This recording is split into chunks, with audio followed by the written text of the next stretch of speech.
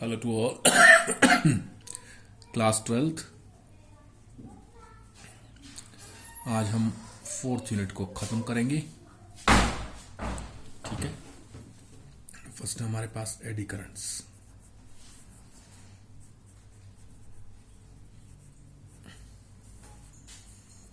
AD currents क्या है भाई? Whenever a metal piece, whenever a bulk metal piece is placed in a changing magnetic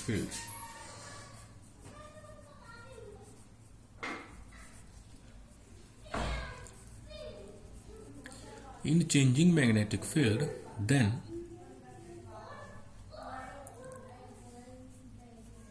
flux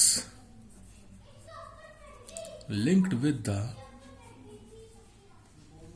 metal piece changes।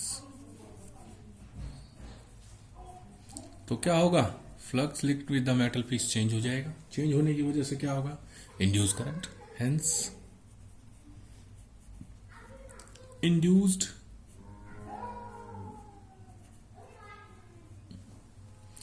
Current will be there in the metal piece,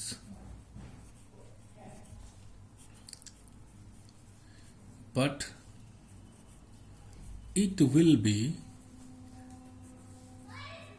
in the closed loops। In close loop को हम कहेंगे Aedes. ये किसकी form में होंगे? Close loop की form में होंगे। मान लीजिए हमने एक मेटल पीस की को चेंजिंग, पूरे मेटल पीस को चेंजिंग मैग्नेटिक फील्ड में हमने रख दिया है, तो क्या होगा? इसके अंदर क्या होगा? लगातार in the form of close loop क्या प्रोड्यूस हो जाएंगे? इंड्यूस करंट, गोल लूप्स में। These loops are called eddies, that's why it is called eddy current. ठीक है, due to these currents the metal will get heated up। इसकी वजह से मेटल क्या हो जाएगी? हीट अप हो जाएगी। That's why we need to minimize it. इसलिए हमें क्या करना पड़ेगा? इनको खत्म करना पड़ेगा। That why we need to minimize, और या तो मिनिमाइज करें या इन्हें एंड इट। क्लियर है? तो हाउ टू मिनिमाइज, इनको मिनिमाइज कैसे कर सकते हैं? हम इनको खत्म नहीं कर सकते। We can't end the eddy currents, हम मिनिमाइज कर सकते हैं। How to minimize the eddy current? Eddy current को मिनिमाइज करने का क्या तरीका है? This can be done by using the metal in the laminated form। laminated form क्या है भाई हमारे पास? laminated form क्या है कि हम पूरी मेटल को कट कर लेंगे पतले पतले स्मॉल पीस में। स्मॉल पीस में कट कर लिया, that is we will cut down the metal in small piece.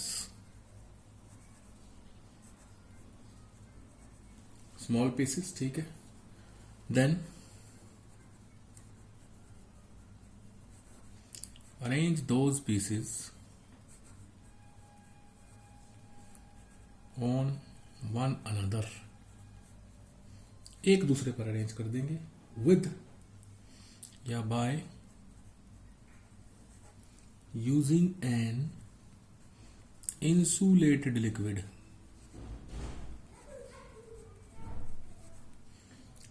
In between the layers.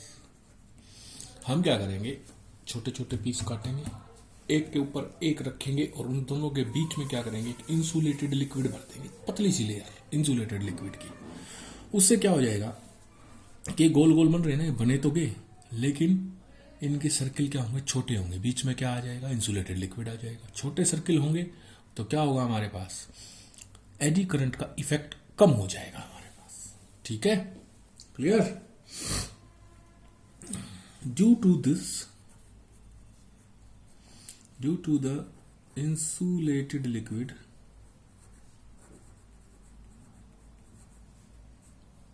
the resistance will increase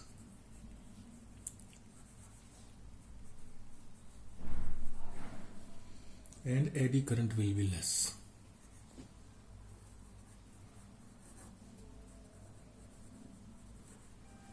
And eddy current will be less.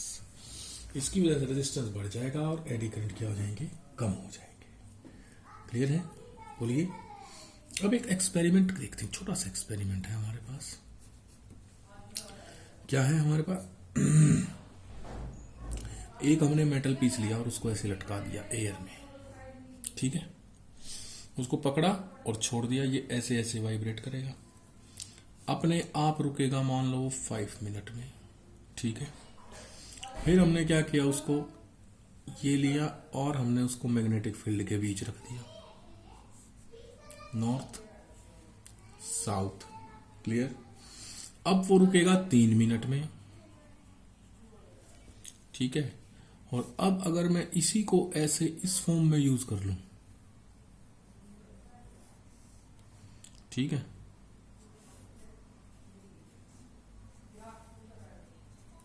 तो अब ये कितनी देर में रुकेगा, क्वेश्चन ये है आपका। पहले सिंपल मेटल पीस लिया, लटकाया, उसको झुला दिया रस्सी से बांध के, 5 मिनट में रुका। दोबारा झुलाया, मैग्नेट फील्ड में रख के 3 मिनट में रुका। मान लीजिए अब इसकी शेप थोड़ी ऐसी चेंज कर दी तो ये रुकेगा 4 मिनट में। बिकॉज सुनिए आप क्या होगा, अकेला तो रुका कितनी देर में, 5 मिनट में, ठीक है। अब ये रुकेगा 4 मिनट में या और 2 मिनट में, ऑप्शन है हमारे पास, बताइए कौन से में रुकेगा। अकेला रुका 5 मिनट में, जैसे हमने मैग्नेटिक फील्ड के बीच में रखा और इसको मूव करवाया तो मैग्नेटिक फ्लक्स चेंज हुआ, इससे जुड़ा हुआ, इससे जुड़ा हुआ मैग्नेटिक फ्लक्स चेंज हुआ, तो इसमें क्या प्रोड्यूस हुआ, करंट प्रोड्यूस हुआ। करंट की डायरेक्शन ऐसी होती है जो कॉज का ओपोज करे। कॉज क्या है, इसका घूमना, तो घूमने को ओपोज करेगा तो 5 मिनट की बजाय 3 मिनट में रुकेगा। क्लियर हो गया पहली चीज, ठीक है।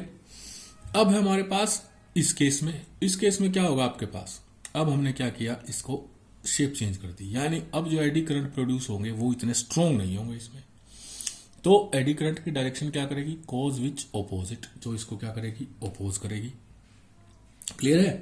तो हमने क्या किया, इसको घुमाया तो एडी करंट तो प्रोड्यूस हुए लेकिन उनकी स्ट्रेंथ कम है। क्यों, क्योंकि पूरी बल्क पीस नहीं है मेटल का, मेटल की शेप चेंज होगी तो इसमें एडी करंट कम प्रोड्यूस होंगे तो ओपोजिशन कम होगा तो 3 मिनट की बजाय 4 मिनट में रुकेगी। क्लियर हो गया, बोलिए। तो दैट्स वाई ये हमारा लेट रुकेगा, ये जल्दी रुकेगा, ये सबसे लेट रुकेगा। क्लियर। चलिए, एप्लीकेशन ऑफ एडी करंट।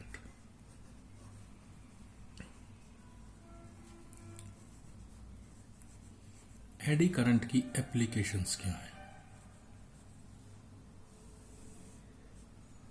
चलिए। पहली है इंडक्शन फर्नेस,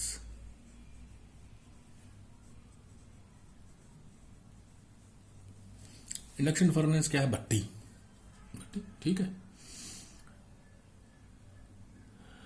इसमें क्या करते हैं, मेटल पीस से जुड़ा हुआ मैग्नेटिक फील्ड लगातार चेंज करते हैं फास्टली, ठीक है। When magnetic field linked to a metal change fastly, then more eddy current will produce,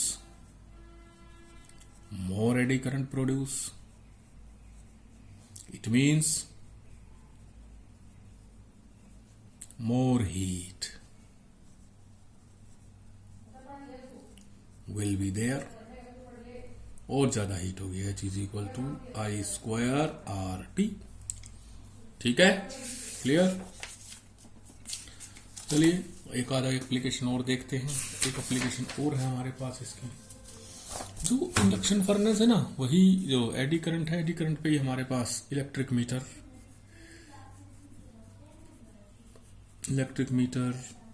electric volt meter और ये सारी चीजें हैं ना, स्पीडोमीटर, इलेक्ट्रिक स्पीडोमीटर भी आने लग गया आजकल तो।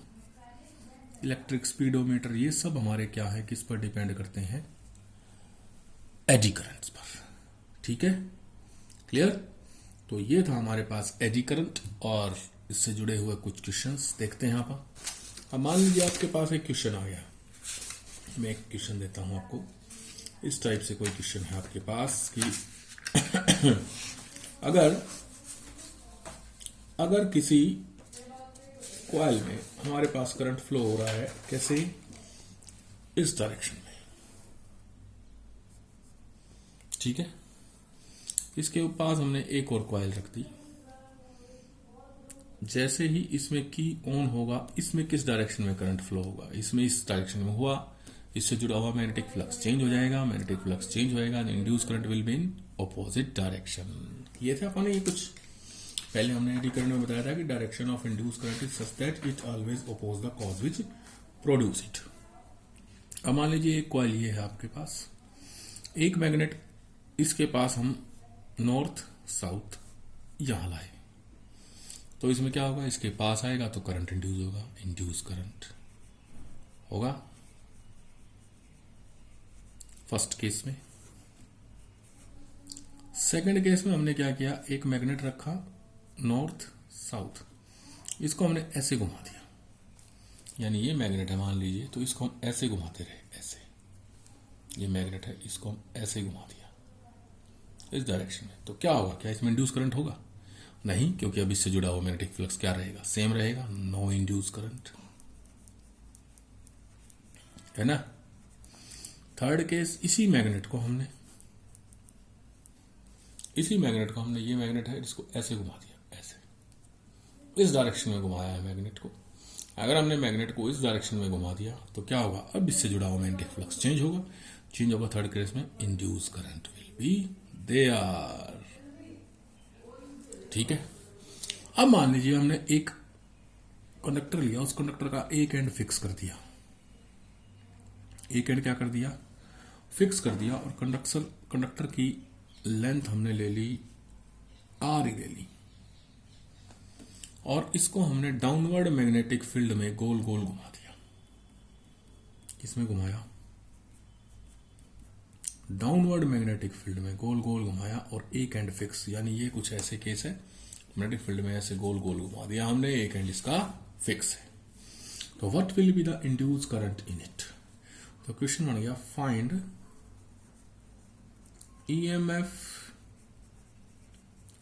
induced in a rod when